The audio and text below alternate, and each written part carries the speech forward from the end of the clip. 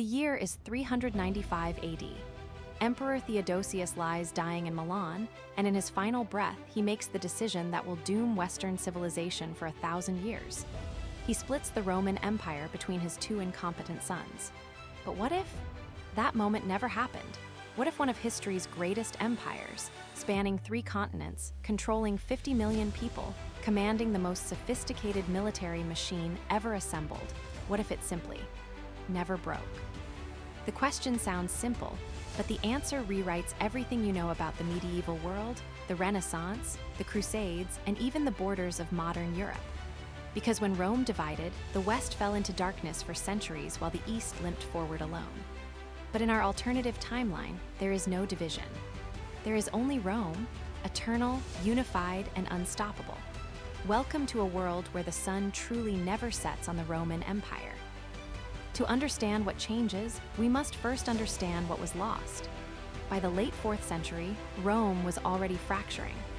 The crisis of the 3rd century had nearly destroyed everything: 50 years of civil war, 26 claimants to the purple, entire legions vanishing in the Germanic forests. The economy collapsed. Plagues swept through cities. Barbarian tribes pressed every border. Emperors tried ruling from multiple capitals: Milan, Trier, Nicomedia, because Rome itself was too far from any frontier that mattered. This decentralization became normalized. But in our timeline, a different emperor emerges before Theodosius, one who sees that division equals death. Perhaps it's a military genius who crushes the Gothic invasion before it truly begins. Perhaps it's an administrative reformer who restructures the imperial bureaucracy to function efficiently across vast distances. The specific catalyst matters less than the result. By 400 AD, when our timeline's Western Empire is already circling the drain, the unified Roman Empire is experiencing a renaissance. In our history, the barbarian migrations overwhelmed the Western Empire because Rome couldn't coordinate a unified response. The Goths sacked Rome in 410. The Vandals conquered North Africa in 439. By 476, a Germanic warlord simply dismissed the last Western emperor like firing an incompetent clerk. But in our unified timeline, the equation changes completely. When the Goths cross the Danube in 376, they don't face the divided resources of a fracturing empire. They face 40 legions coordinated from Constantinople, backed by the full economic power of Egypt's grain and Anatolia's gold mines. The Gothic leader Alaric, who in our timeline became king and conqueror, is instead defeated in a decisive battle and offered a choice: integrate as foederati with land in Pannonia, or face complete annihilation. He chooses integration. This pattern repeats with the Vandals, the Burgundians, the Franks. Some are crushed, others are absorbed, but none carve out independent kingdoms because there's no power vacuum to exploit. By 450 AD, the borders hold.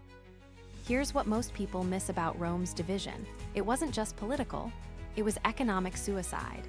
When the empire split, so did the integrated trade networks that had made Roman prosperity possible. Egyptian grain couldn't efficiently reach Gaul. Spanish silver couldn't fund Balkan legions. The tax base fractured. In our timeline, the Western Empire's economy collapsed within 2 generations. But maintain unity and everything changes. The imperial mint continues stamping gold solidi accepted from Britain to Syria. The road network, 50,000 miles of paved highway, remains maintained and patrolled. The Mediterranean stays a Roman lake where pirates dare not sail. Imagine the compound effect over centuries. No Dark Ages economic collapse means no reversion to localized feudal subsistence farming. Cities don't shrink. Literacy doesn't plummet. The aqueducts keep flowing.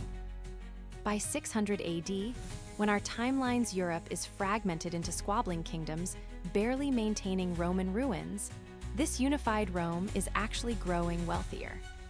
Constantinople and Rome aren't rival capitals, but twin hearts of an economic superpower. In 476 AD of our timeline, Pope Leo I stood alone before Attila the Hun, pleading for Rome's survival because there was no emperor left to defend it. Christianity became Europe's unifying force precisely because political Rome had fallen. But what happens when Rome never falls? The Church doesn't become independent. It remains deeply intertwined with imperial authority. Picture this: no great schism in 1054 between Eastern and Western Christianity, because there's only one Christian Rome, not two competing centers of power. The Bishop of Rome doesn't become a temporal sovereign of papal states carved from imperial collapse. He remains what he was in the 4th century, the senior patriarch of a church structure that mirrors and supports imperial administration. This changes everything about medieval religious politics. There are no investiture controversies between popes and kings because there are no independent kings, only imperial governors. The Crusades, they're not desperate attempts by fractured Christian kingdoms to reclaim Jerusalem. They're coordinated imperial military campaigns launched from Constantinople with overwhelming force. In the 7th century, Islamic armies exploded out of Arabia and conquered half the known world within decades, but only because they found Rome divided and weakened. In our timeline, Persian and Roman armies had exhausted each other in pointless wars. Syria, Egypt, North Africa, all fell to Arab forces facing depleted Byzantine defenders. But in our unified timeline, the strategic situation is radically different. When Prophet Muhammad dies in 632 and the Rashidun Caliphate begins expanding, they don't face a weakened Byzantine rump state. They face a Roman Empire that never lost its North African breadbasket, never bled itself white fighting Persia, and can field coordinated armies from multiple directions. The initial Arab victories still happen. Their forces are motivated and militarily skilled, but they can't exploit the vacuum that defined their expansion in our timeline.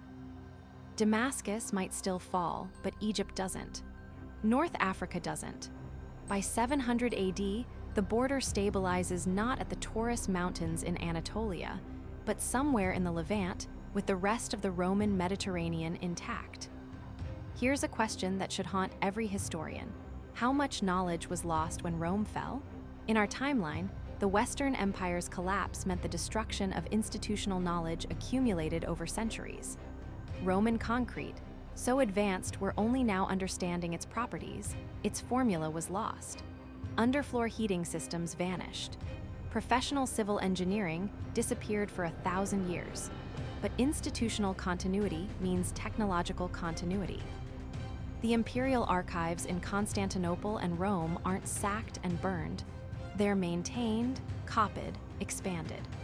The great library traditions continue. When printing eventually arrives from the East, it's not introduced to fragmented medieval kingdoms, but to an empire with standardized Latin, established scriptoria networks, and a literate administrative class. Think about this compounding advantage.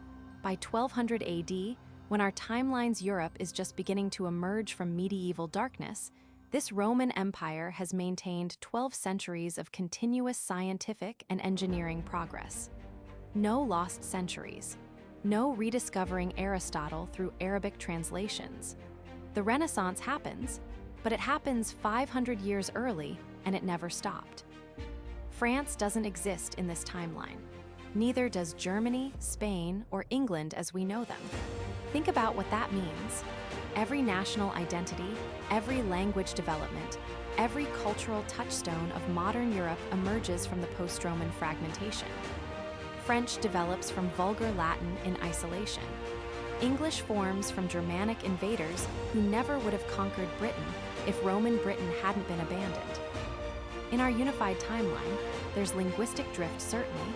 Provincial Latin develops regional flavors, but there's no split into entirely separate Romance languages because imperial administration keeps pulling everything toward a standard. Provincial governors rotate, legions transfer, merchants traverse the whole empire. It's more like how Latin America developed Portuguese and Spanish variants. Except imagine if the Spanish Empire had continued governing them all for 2,000 years. The cultural implications are staggering.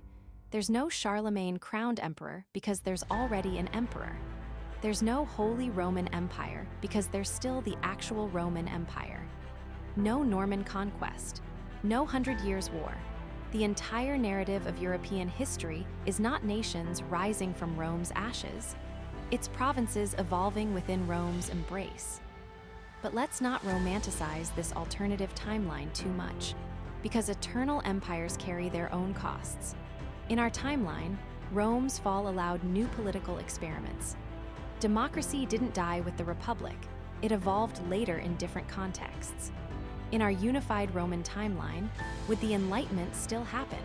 Would representative government emerge when you have a 2,000-year-old imperial bureaucracy that actually functions efficiently? Some historians argue that creative destruction is necessary for progress, that the medieval period, for all its darkness, allowed social and political innovations impossible under Roman conservatism.